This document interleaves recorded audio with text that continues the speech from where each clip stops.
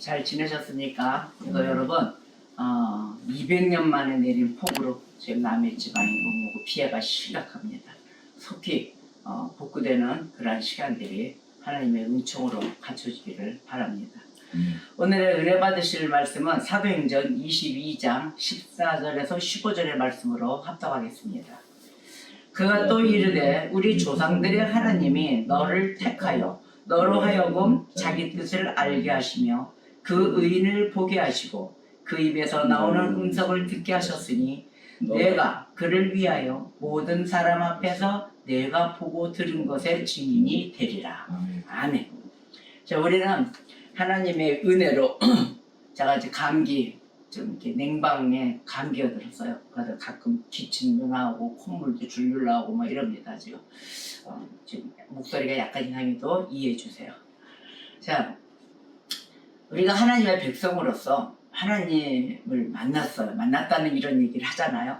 무엇으로 만났습니까? 말씀으로 만났어요. 그래서 우리가 말씀으로 만난 이 시대에서 지금 잘 살고 있는 겁니다.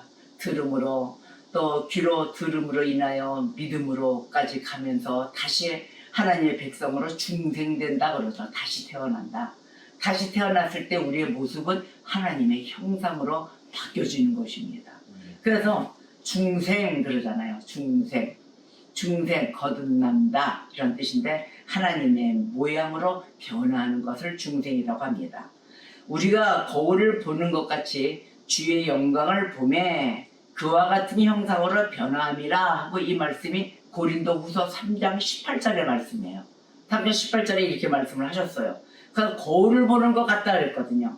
거기서 영광을 보면서 그의 형상으로 변화합니다. 그와 같은 형상으로. 자, 하나님으로부터 나는 자는 하나님의 형상을 지닌다입니다. 그럼 오늘 사도행전 22장에서 여러분은 사도행전 22장 말씀을 전체를 다 읽어보셔야 됩니다. 먼저 바울에 대해서 이야기를 할게요. 사도 바울이 은혜 받은 장이에요. 내가 어떻게 그 강경파 유대인에서 유대의 신앙 정통 신앙에서 기독교인으로 바뀌었는가에 관련된 말씀입니다. 바울은 오늘 본문장 22장 3절 4절을 보면 이런 사람이었어요. 나는 유대인이다 이렇게 이야기합니다. 나는 유대인으로 길리기아 다소에서 태어났다. 나는 태어난 장소도 이야기하죠. 이 성에서 자라서 가말리엘의 문화생이었다 이렇게 이야기합니다. 가말리엘의 문화생. 우리 조상들의 율법의 엄한 교훈을 가르치는 곳이에요. 가말리엘이라는 곳은. 그래서 오늘 너희 모든 사람처럼 하나님께 대하여 내가 열심히 있는 자라. 난 열심히 있다. 하나님을 알기를 다니기를. 그러니까 내가 이 돌을 박해하여 사람을 죽이기까지 하고 남녀를 결박하여 옥에 넘겼다 이럽니다. 이렇게 일시직고를 해요. 고백하는 거죠. 그러니까 가말리엘 거기에 문화. 이 당시는 가말리엘은 랍비나 선생, 그 선생이 높은 자리에서 학생들을 가르칩니다. 그러면 학생들의 모습은 어때요? 땅바닥에, 그 발날에, 문화생들 발날에 땅바닥에 앉아서 배웁니다. 거기서 배우고 바울이와 같이 배웠겠죠? 율법의 엄격한 교훈을 받은 바리새인이었어요. 그래서 이 바울은 열심히 있다 그랬잖아요. 자기는 진실이었다. 율법을 진실로 알자. 알고 또 그 믿은 바에 따라서 따른 것이었어요. 모든 행동을. 그런데 참된 지식을 따른 게 아니었죠. 참된 지식을 따랐으면 사람을 죽이기까지 하겠어요? 안 죽였겠죠. 그러니까 따른 자는 아니었는데 자기가 그때는 열심히 있거나 잘 따른 자로 알았던가 보죠. 사람을 죽이기까지 하고 특히나 그리스도의 제자들의 목숨을 노리는 자였어요. 그 중에 1인자. 열렬한 박해자 중에 하나였습니다. 이 사도 바울이. 이런 인간이었어요. 그래서 사도행전 9장 1절에 보면은 사울이 주의 제자들에 대하여 여전히 위협과 살기가 청중하였다. 이렇게 표현을 합니다. 말도 못한 자였죠. 사도 바울을 바울의 그 하나님의 제자로 이렇게 인식을 했지만 중생되기 전의 모습이었어요. 그러면 이 모습을 보면은 우리도 이 사도 바울과 별 다를 바가 없는 자였어요. 중생되기 전에는.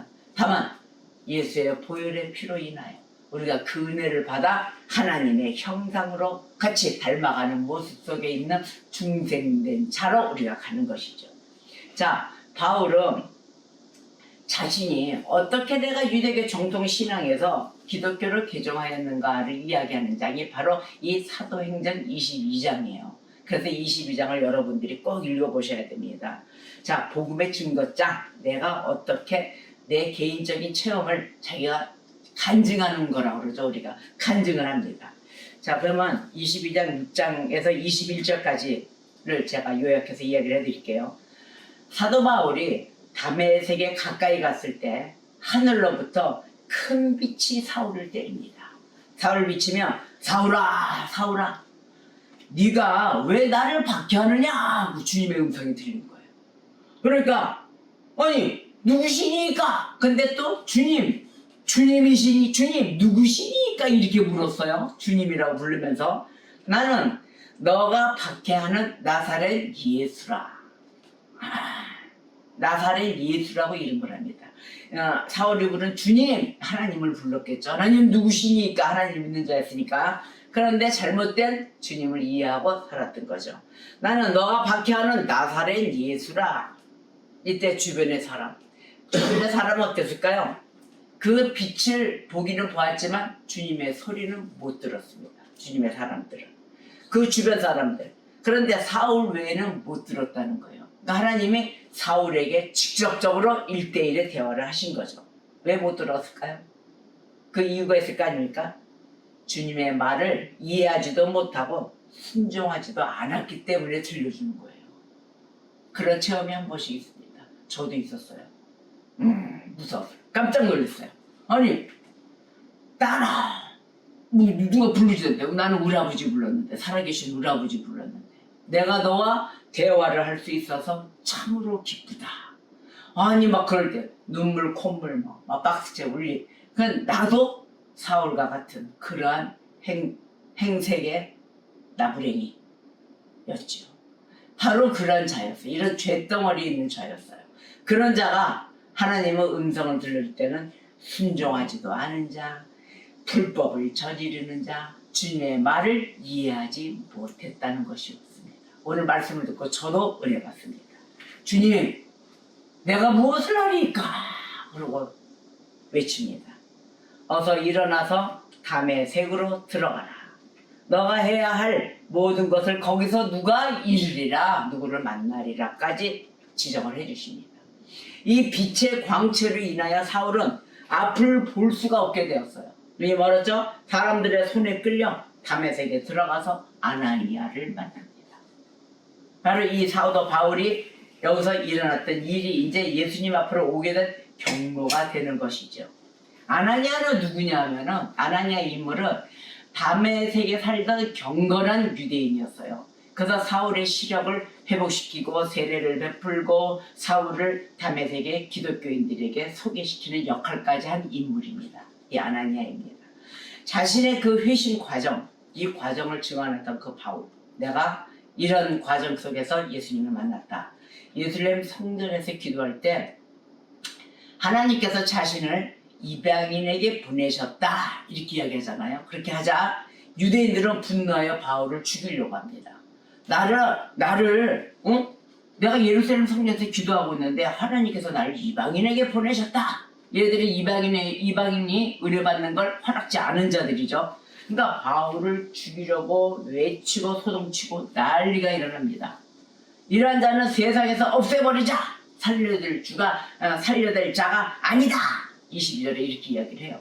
그러니까 예루살렘 유대인들, 이 유대인들은 하나님이 유대인의 하나님이라고만 생각을 했기 때문에 하나님의 계획은 유대인을 넘어서 모든 사람에게 증거되는 것인데 얘네들은 뭐예요? 하나님의 계획에 합당한 자가 아니었던 거죠.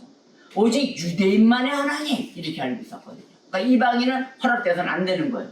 그러니까 하나님의 계획을 절대적으로 자기네 계획으로만 주장했던 자들입니다. 자, 복음 보세요.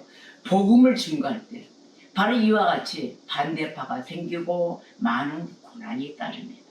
요즘 우리 교회의 모습을 보십시오. 교회가 정치를 하고 있어요. 교회는 예수님의 말씀, 바로 이 우리가 중생될 수 있는, 거듭날 수 있는 이런 하나님의 말씀을 증거해야 되는 곳이에요. 사람을 하나님의 백성으로 인도하는 그 길목이 되어주는 것이 교회입니다. 근데 교회가 지금 모습이 너무도 엉망해요. 교회가 정치를 하고 있어요. 이래도 되겠습니까? 정치를 잘할 수 있는 사람을 배출을 해야 되는 것입니다. 하나님의 말씀을 가르쳐서 하나님의 사람으로 만들면 이와 같은 엉망진창인 이런 나라의 형태가 생기지 않을 것입니다. 그게 우리나라만 있을까요? 아니요. 각 나라가 지금 다 그래요. 그래서 항상 적이 있고 또 올바른 군이 있고 이렇게 되는 거 아닙니까? 그래서 적개시한다 이런 말이 있는데 우리가 그럴 것이 아니라 지금 이 시간도 배움을 잘 배워야만이 사도 바울처럼 올바른 깨달음 아래 들어온다는 것입니다. 사도 바울도 가말리엘의 문화생으로 어떻게 됐어요? 유대인의 정통신앙자 아니었습니까? 오직 유대인에게만 있는 하나님 이렇게 알고 있었잖아요. 그런데 하나님이 사도 바울을 깨우쳐 어디로 보내요? 이방인에게로 보낸다는 것입니다. 이와 같이 우리가 복음이 증거되는 곳 하나님의 계획을 무시해서는 안 된다는 것이에요. 그러나 고난이 많이 따른다. 은혜가 충만치 않고는 힘든 것입니다. 이 복음을 증거하는 거 목숨을 다 내놓고 다녀야 되겠죠. 스테반 보십시오. 돌로 맞아 죽을 때 하나님의 영광을 보지 않습니까? 그러한 은혜 정도로 내 고통은 아무것도 아닌 고통으로 알고 다니는 그런 복음의 전달자가 되어야 될 것입니다. 참으로 놀라운 하나님의 능력을 인간의 잣대로 맞춰서 판단을 해서는 안 된다는 것입니다. 자, 하나님의 역사 가운데 바울에 대한 그 하나님의 가혹하심과 선하심을 보아야 되겠습니다. 바울을 통해서 하나님은 육체를 쳤어요. 육체를 쳐서 아무것도 보지 못하게 했죠. 그렇게 하실 정도로 바울에게 가혹했습니다. 그러나 동시에 하나님은 어떻게 했어요? 빛도 주셨어요. 다시 눈을 멀게 하시고 다시 깨우친 과정 가운데 빛을 주시고 회심시켰습니다. 하나님 앞에 정확하게 돌아올 수 있도록 영혼을 구원하실 정도로 역사를 하셨던 것이죠. 이렇게 선하신 역사, 그 역사는 참으로 귀한 역사입니다. 바울은 어떻게 됐어요? 이후로 이방인의 사도가 되었죠. 이방인의 사도가 되어 세움을 받아서 각 나라로 다 달려나갑니다. 이방인의 사도가 된 것은 전적인 하나님의 뜻에 의한 것이었습니다. 이렇게 강력합니다. 아무나 되는 것이 아닙니다. 자, 21절 볼까요? 22장 21절. 나더러 또 이르시되 떠나가라. 내가 너를 멀리 이방인에게로 보내리라 하셨느니라. 아멘. 계속해서 이방인 사역을 보냅니다. 유대인들은 하나님을 그들과 그들의 그 조상들의 아버지로 갖는 것을 최고로 자랑했습니다. 요한복음 8장 4절을 보면 우리가 음란한 데서 나지 아니하였고 아버지는 한 분뿐이시니 곧 하나님이시로다. 이렇게 말씀을 합니다.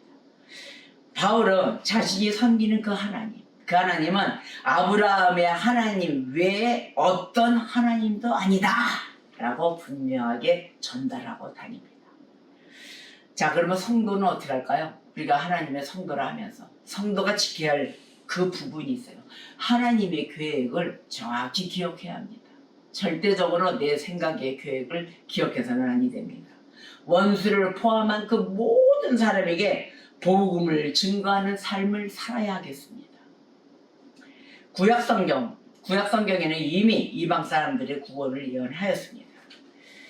미가서 4장 2절을 보면 곧 많은 이방 사람들이 가며 이르기를 오라 우리가 여호와의 산에 올라가서 야곱의 하나님의 전에 이르자 그가 그의 도를 가지고 우리에게 가르치실 것이니라 우리가 그의 길로 행하리라 하리니 이는 율법이 시온에서부터 나올 것이요 여호와의 말씀이 예루살렘에서부터 나올 것이니라.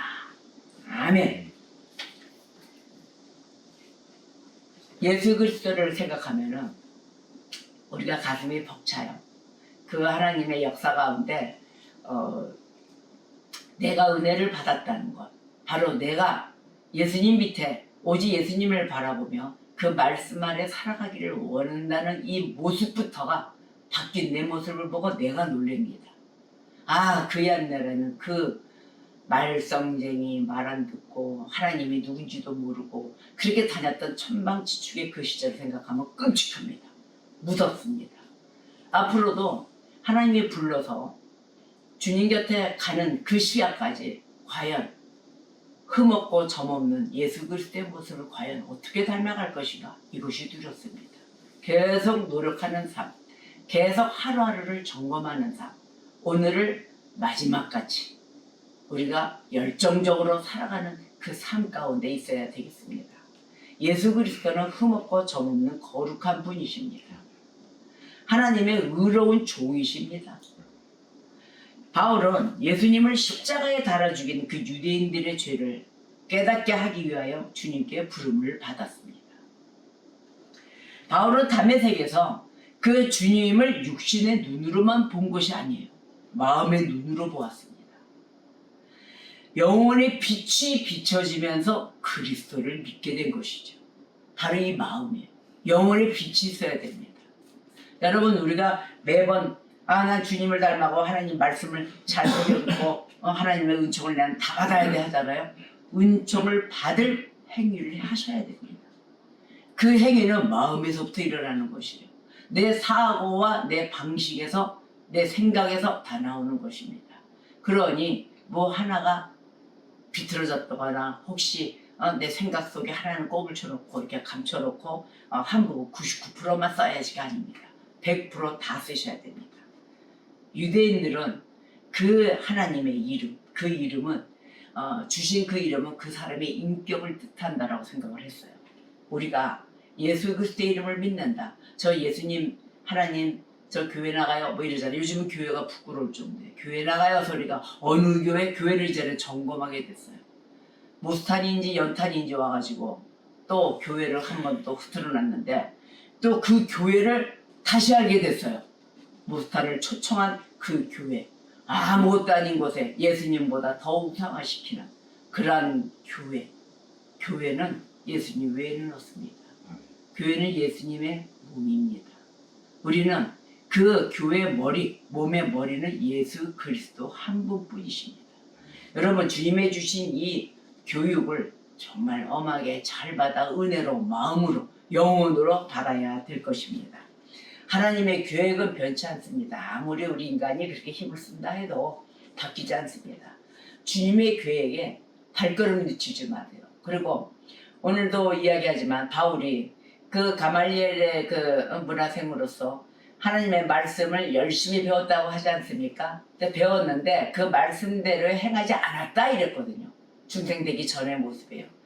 예수 그리스도의 제자들을 죽이러 다니는데 박해자로서의 일인자로 다녔어요. 이러한 모습들이 지금 보이고 있다는 것입니다. 바로 이러하듯이 하나님의 말씀을 바르게, 정말 내 생각이 아닌 성경을 깊이 상고하셔야 될 것입니다. 하나님의 잣대는 그렇게 쉬우신 분이 아니라는 것을 우리가 필히 기억하며 주님의 계획에 있어서 발걸음을 늦추지 말고 부지런히 다녀야 될 것입니다. 우리는 어떠한 일이 일어나든 이방인들이 듣든지 아니 듣든지 또 우리는 주님의 명령하시면 가야 되는 것입니다. 내 고집이 오라. 내가 살아온 평생이 몇 평생인데 내가 은혜 받고 내가 이해했던 그 하나님의 계획이 옳은 계획이야? 아닙니다. 말씀이 옳은 계획입니다. 저는 어느 친분 관계가 있던 어떻게 됐던 하나님의 말씀은 바로 세워져야 되는 것이기에 저는 인간적으로나 뭐 이렇게는 흔들리지 않아요. 오직 하나님 말씀 계획 아래서 그 안에 모두가 들어오길 바랍니다. 우리가 얘기하잖아요. 정치의 이념을 갖고 극우나 극좌다 뭐 이런 표현을 하잖아요. 그렇게 돼서는 안 돼요. 하나님의 사람이 되어야 되는 것입니다. 극우, 극좌 다 나쁜 거예요. 그래서 이 나라 어떤 세계든 다 같이 바르게 서는 하나님의 백성이 되어야 될 것입니다. 그러면 하나님의 백성이 되면 어떻게 될까요? 올바른 사랑으로 뭉쳐지는 자들이 될 것입니다. 자, 그러면 주님이 명령하시면 가야 되는 우리의 명령을 받은 우리는 종들입니다. 하나님의 뜻이 명백할 때 움직이게 돼 있습니다. 우리는 꼭 이 일을 해야만 합니다. 복음을 증거해야 되는 일입니다. 하나님이 가르치고자 하는 교회의 모습이 되어야 될 것입니다. 그래서 이 시대에 우리가 그래도 한 걸음 한 걸음 걸어다니는 교회로서의 역할을 다 해야 될 것입니다. 여러분 지금 뭐 폭우로 200년 만에 내리는 폭우로 힘들지만 그래도 하나님의 은총으로 인하여 우리가 살아가며 어떠한 문제가 있더라도 능력 주시는 자 안에서는 다 해결이 되는 것입니다. 이번 한 주간도 주의 말씀으로 우리가 마음의 빛으로 마음의 뜻으로 마음을 활짝 열어 하나님의 뜻을 받아들여 승리하는 한 주간이 되시기를 주님의 이름으로 축복합니다. 기도하시겠습니다.